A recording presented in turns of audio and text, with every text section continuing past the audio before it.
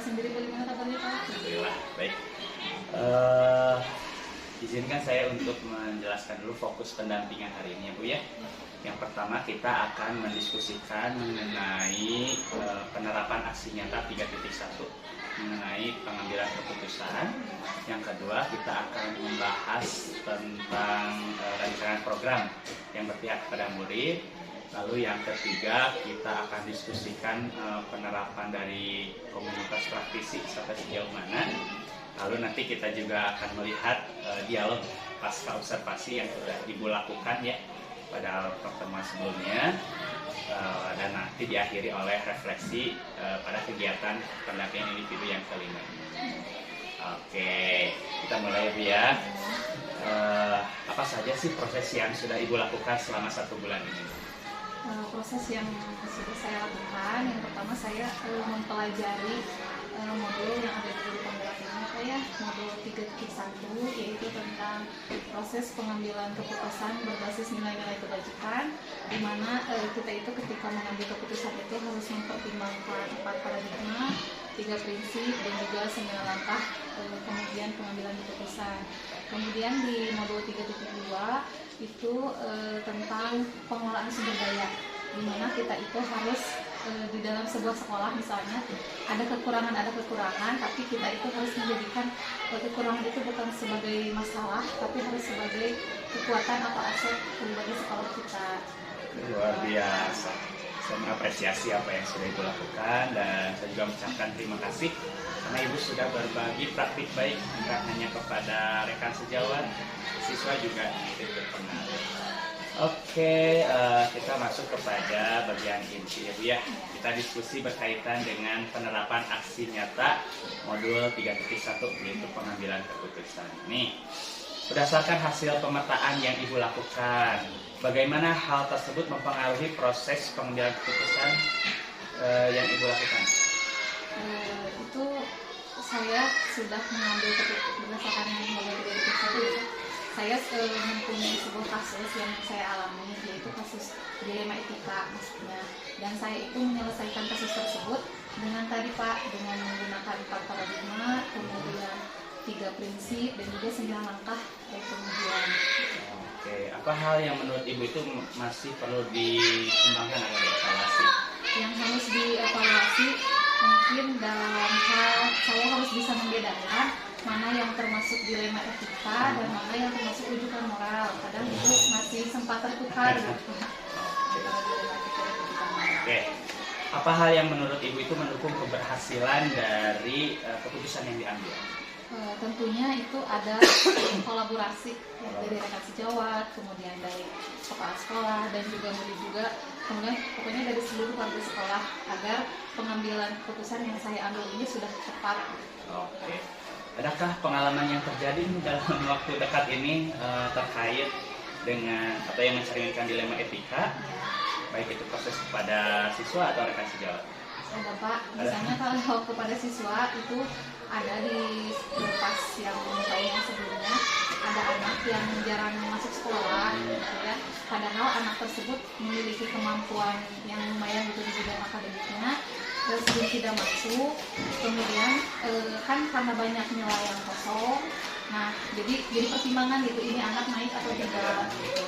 Tapi kan saya bingung, nah untuk menentukan keputusannya saya menggunakan yang tadi, menggunakan langkah-langkah pengambilan keputusan. Jadi ternyata setelah diteliti si anak itu di rumahnya itu bukan malas, cuma mengasuh adiknya karena si mamahnya itu udah digamen, jadi nggak ada yang bangun pagi nggak ada yang ngebangunin seperti itu. Nah kemudian anaknya jadi keburu mau sekolah karena sering tidak masuk sekolah ya. Dan akhirnya diberikan motivasi, kemudian supaya si anaknya itu tetap mau ikut sekolah dan tidak putus sekolah gitu Pak. Jadi anaknya itu lulus gitu supaya bisa melanjutkan. Nah, menurut Ibu nih, apakah proses pengambilan keputusan yang dilakukan sudah sesuai dengan prinsip dan langkah yang dipelajari di modul 3.1? Iya, insya Allah sudah sesuai Pak. Jadi sudah mengambil resiko yang paling kecil gitu Pak. Banyak manfaatnya ya. Oke. Apa hal yang menurut Ibu ini masih perlu dikembangkan ya, atau perlu dievaluasi dari proses pengambilan keputusan tersebut? yang perlu dikembangkan dalam mengidentifikasi masalahnya itu harus sesuai dengan itu 4 paradigma yang tadi 3 langkah dan 9 pengujian, jadi harus sesuai dalam mengambilnya, jadi jangan sampai tertukar gitu Pak. Oke, luar biasa ya. Itu sudah sangat menerapkan modul 3.1 itu dalam permasalahan yang kita alami ya. Permasalahan mungkin bukan hanya muncul saat ini ya, mungkin di masa depan juga pasti ada yang namanya dilema etika, pendidikan moral dan lain sebagainya. Alhamdulillah kalau saya sudah bisa menguasai, artinya kita bisa mengambil solusi terbaik dari hal itu. Baik, itu luar biasa. Saat ini saya akan lanjut ya berdiskusi mengenai rancangan program nih yang berpihak kepada murid. Apakah Ibu sudah membuat nih rancangan program yang berdampak pada muridnya? Sudah Pak. Sudah. Apa sih bentuk program yang Ibu rancang? Bentuk programnya berbentuk program kokurikuler. Kayak itu saya nama programnya Nobar. Nama Nobar. Mau mulai kalian dan jadi untuk menghindari supaya anak itu tidak terlalu tergantung kepada handphone atau gadget. Jadi mengenalkan permainan-permainan tradisional. Dukungan apa saja yang Ibu perlukan nih dalam menerapkan program yang dibuat?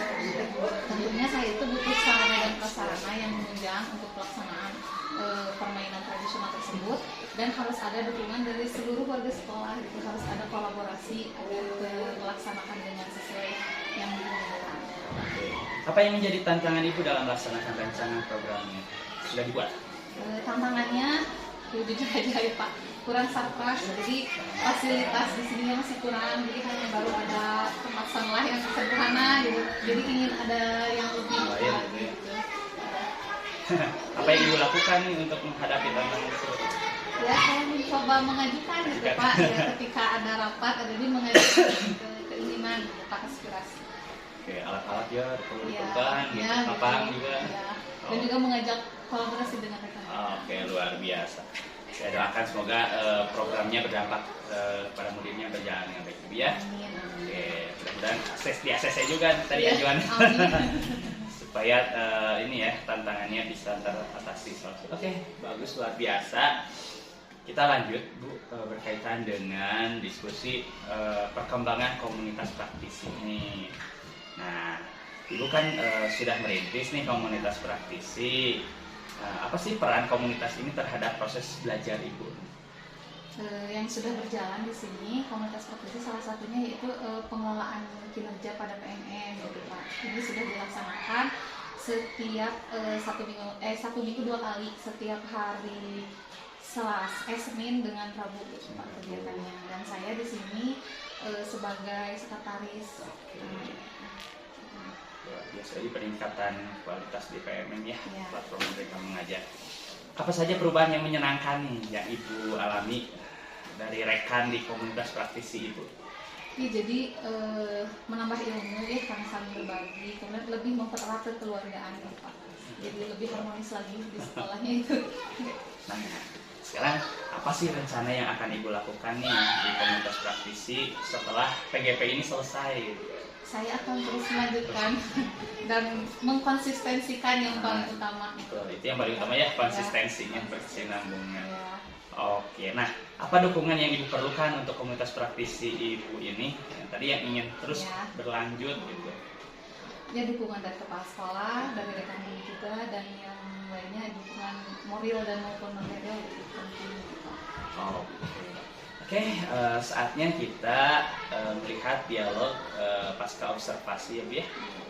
Berarti kemarin sudah dilaksanakan pra-observasi, observasi, dan ya, nanti kita akan lihat pasca observasi. Potong ya Bu. Assalamualaikum warahmatullahi wabarakatuh. Berjumpa kembali di pasca observasi bersama saya Nur Hayani, calon guru penggerak angkatan 9 dari SD Negeri 1 Cisomang, Kecamatan Cikalong Wetan, Kabupaten Bandung Barat. Pada kesempatan hari ini saya masih ditemani oleh Ibu Irma Susanti sebagai guru kelas 3 di SD Negeri 1 Cisomang, dan saya juga masih ditemani oleh Bapak Ahmad Septriadi sebagai Bapak Pengajar Praktik di Pendidikan Guru Penggerak angkatan 9. Assalamualaikum Bapak, Assalamualaikum Ibu. Waalaikumsalam. Bagaimana kabarnya Pak, Bu? Alhamdulillah. Alhamdulillah. Baik, kita mulai saja ya Bu ya. Baik Bu, di percakapan observasi ini saya akan memberikan pertanyaan-pertanyaan kepada Ibu terkait jalannya proses observasi yang sudah Ibu lakukan. Nah, tujuan dari pasca observasi ini adalah untuk mengevaluasi sejauh mana proses pembelajaran yang sudah Ibu lakukan pada waktu hari Senin kemarin ya Bu ya. Iya.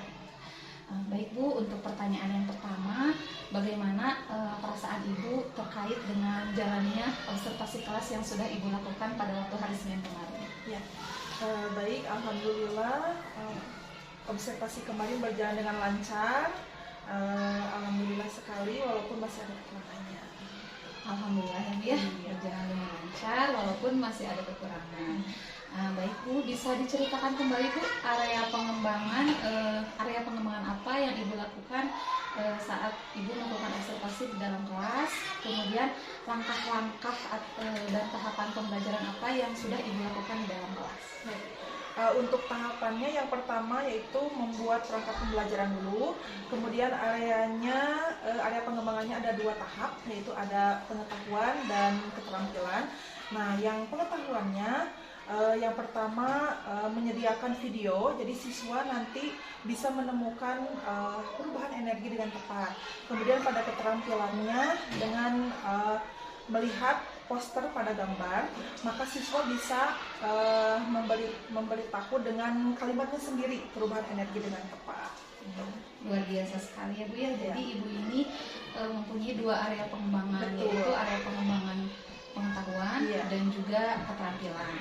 Nah, menurut Ibu sudah sejauh mana sih Bu yang Ibu sampaikan tadi? Apakah sudah berhasil atau belum yang Ibu lakukan di dalam kelas? Ya, sebetulnya berhasil, namun masih ada kekurangannya itu. Nah, bagaimana kekurangan-kekurangannya yang seperti apa Bu? Boleh diceritakan? Jadi seperti karena kan siswanya banyak, jadi pengelolaan kelasnya harus lebih ekstra kembali. Kemudian ada anak yang aktif sekali sehingga naik-naik ke atas meja. Ya, kemudian ada juga anak yang tidak aktif. Nah gitu. Jadi tidak mau ikut untuk mengisi tugas itu. Jadi harus dibujuk dulu. Baik, kalau misalnya keadaannya seperti itu, apa nih Bu rencana tindak lanjut atau aksi pengembangan diri yang akan Ibu lakukan? Ya, saya akan melakukan perubahan pembelajarannya. Saya akan berlatih kembali di PMM tentang cara pembelajaran yang berdiferensiasi. Kemudian juga saya akan membuka tutorial di YouTube juga. Kemudian berlatih kepada guru yang lebih senior. Nah, kemudian saya akan mencari-cari kembali tentang pembelajaran berdiferensiasi itu dan mengelompokkan kembali untuk kenyamanan siswa. Seperti yang kemarin dilakukan, ada auditori, ada kinestetik, dan ada visualnya. Jadi anak lebih nyaman dan gembira dalam belajar. Luar biasa sekali ya Bu ya. Mudah-mudahan apa yang Ibu rencanakan ini dapat terrealisasi ya Bu ya, dan memberikan proses pembelajaran yang berdampak positif kepada murid-murid Ibu ya. Nanti saya tunggu nih Bu cerita-ceritanya ya Bu ya. Ya, siap, saya akan cerita ke Ibu. Nah, kira-kira kapan nih Ibu akan melakukan perubahan pembelajaran tersebut? Saya akan melakukannya dengan secepat mungkin. Untuk sekarang sesudah PTS. Mantap ya Bu ya, lebih cepat lebih baik, memberikan perubahan yang terbaik buat anak-anak kita ya Bu ya. Jadi Ibu akan melakukan perubahannya setelah PTS. Ya, baik, terima kasih Ibu. Sama-sama. Semoga rencana-rencana Ibu bisa terrealisasi. Iya, alhamdulillah, mudah-mudahan. Baik, untuk selanjutnya saya berikan kesempatan kepada Bapak Ahmad sebagai pengajar praktik untuk berkenan memberikan umpan balik atau tanggapan terkait dengan jalannya kegiatan pasca observasi ini. Oke, terima kasih atas waktunya. Sebelumnya saya ingin menanyakan dulu nih mengenai perasaan dari ibu-ibu yang ada di sini, dari observer dulu, bagaimana perasaannya setelah melakukan hasil observasi ini?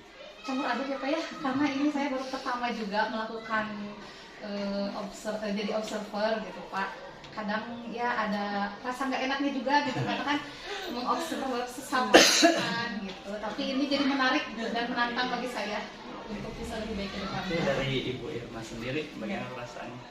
Perasaannya campur aduk ya Pak, ada senangnya, kemudian ada juga deg-degannya juga. Senangnya kenapa? Karena bisa berlatih, mencari pengalaman baru dan lebih meningkatkan dalam pembelajaran gitu Pak.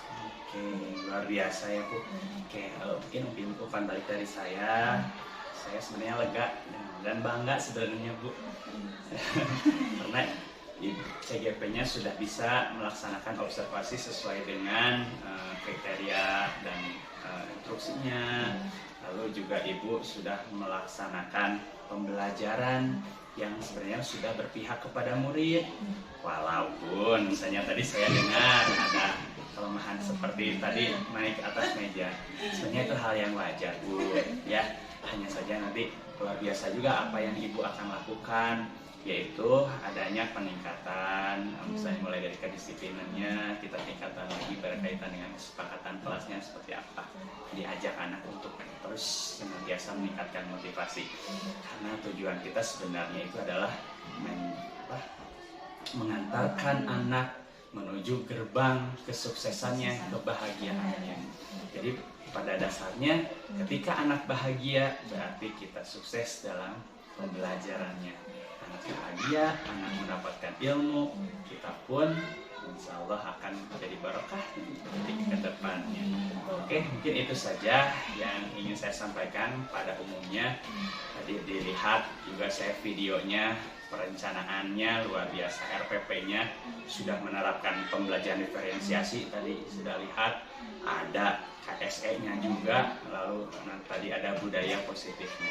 Jadi pelaksanaannya dari sintaknya sudah runtun sesuai dengan RPP-nya, dan tadi juga saya sudah melihat hasil daripada evaluasinya sudah muncul instrumen dan nilai-nilainya secara formatif ataupun nanti sumatif. Oke, itu saja Ibu yang saya sampaikan. Tetap semangat Bu untuk mendidik dan mencerdaskan anak bangsa. Assalamualaikum warahmatullahi wabarakatuh. Waalaikumsalam warahmatullahi wabarakatuh. Baik, terima kasih Bapak atas umpan balik dan apresiasinya terkait kegiatan pasca observasi ataupun tadi saat melihat tayangan video observasinya Pak. Oke, sama-sama. Baik, akhirnya rangkaian supervisi akademik sudah selesai, mulai dari percakapan pra-observasi, observasi, dan pasca observasi. Saya ucapkan terima kasih yang sebanyak-banyaknya kepada Bapak sebagai pengajar praktik dan kepada Ibu ya, sudah mau diobservasi. Terima kasih. Assalamualaikum warahmatullahi wabarakatuh. Waalaikumsalam. Biasa. Oke, luar biasa sekali tadi percakapan dialog pasca observasinya. Banyak hal yang bisa kita ambil ya dari supervisi akademik yang sudah kita lakukan. Nah, kita masuk kepada bagian akhir pendampingan Ibu. Menurut Ibu, setelah menjalani program pendidikan guru penggerak ini, apa hal yang menurut Ibu ini paling dikuasai materi-materi yang sudah dipraktikkan? Mungkin yang sudah saya kuasai yang paling yaitu filosofi Ki Hajar Dewantara, ya, dimana kita itu harus menuntun segala kekuatan pada anak. Jadi harus memberikan pembelajaran yang sesuai dengan keinginan anak dan minat dan bakatnya untuk mencapai kebahagiaan dan keselamatan yang setinggi-tingginya. Luar biasa. Kemudian ada lagi yaitu budaya positif. Jadi sudah ini ya, sekarang saya itu setelah mengikuti guru penggerak tidak memberikan hukuman kepada anak, ya sudah menerapkan restitusi, kemudian kan kesepakatan kelas juga di kelas sudah dijalankan. Luar biasa ini praktiknya. Nah, materi apa yang Ibu rasakan masih membingungkan ya? Ingin dipelajari lebih dalam lagi? Yang ini lebih dipelajari lebih dalam baja Pak, apalagi sekarang di modul 3.3 dipertemukan lagi dengan baja. Jadi masih bingung antara membuat pertanyaan pertama gitu kan, jadi takut salah gitu masuknya ke yang mana. Oke, nanti kita mudah-mudahan dielaborasi nanti dijelas lebih dalamnya. Oke, saya mengapresiasi luar biasa Ibu dan juga saya mengucapkan terima kasih setelah tadi saya dengar praktik-praktik baik yang sudah dilakukannya ya, luar biasa. Oke, mungkin itu yang bisa kita diskusikan di pendampingan individu yang kelima. Izin saya menyampaikan nanti kita akan input survei feedback ya, feedback 360 Nanti kita akan menyebarkan visionernya kepada kepala sekolah 1, rekan guru, rekan sejawat 5 orang, dan murid 5 orang. Nanti Ibu juga mengisi self evaluation atau evaluasi diri sebagai bentuk nanti feedback kepada kita. Nah, selain daripada itu, saya juga mengingatkan untuk diskusi terkait dengan pemetaan aset. Nanti kita akan coba tentukan jadwalnya kapan. Lalu kita mengundang aktornya juga kepala sekolah, rekan guru, murid, orang tua atau tokoh yang di setempat ya, atau perwakilan gender. Lalu nanti jangan lupa juga membuat notulennya, lalu foto-foto kegiatan serta mengumpulkan hasil pemetaannya seperti apa. Jika ada hal-hal yang terkait dengan pembelajaran yang perlu diketahui oleh saya fasilitator atau apa, bisa dicatat di jurnal komunikasi. Terima kasih atas waktunya. Kita ketemu nanti di Lokakarya yang kelima ya Bu ya, di tanggal 16. Oke, terima kasih. Assalamualaikum warahmatullahi wabarakatuh. Waalaikumsalam warahmatullahi wabarakatuh.